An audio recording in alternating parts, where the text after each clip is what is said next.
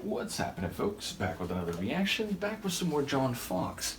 And the next tune on the Golden Section, 1983, is the very amusingly titled Running Across Thin Ice with Tigers, which sounds like a dangerous activity for multiple reasons.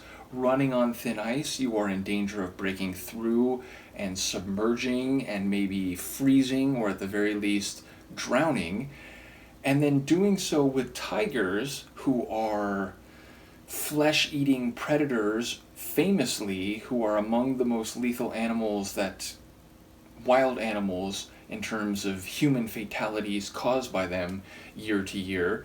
I feel like there's a deliberate expression here, even if the environment seems mixed, which is to say tigers aren't typically in places where there is frozen ice. Now, of course, there are tigers that aren't strictly in, tropical or jungle environments. There are tigers who are in areas that have more seasonal temperatures and weather. Nevertheless, you don't typically think of tigers running across frozen ice, or ice, I guess I should say.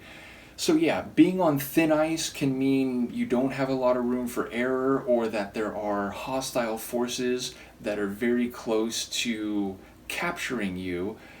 And then being pursued by a tiger speaks to a different type of danger. So putting the two of them together, it just seems like there's a very volatile and perilous situation. Now, I imagine this is on some level figurative, metaphorical, though again, it's like a bit of a mixed metaphor, and I suppose there's no clear indication in the title that the tigers are actually predating the person who's running with them. They could somehow be trained tigers, or, that's part of some joint activity. But it's just a really silly and amusing title. Maybe the meaning will actually be more serious, but I don't quite know what to do with it, so let's give it a listen. This is John Foxx. The track is Running Across Thin Ice with Tigers, and it's from his 1983 album, The Golden Section.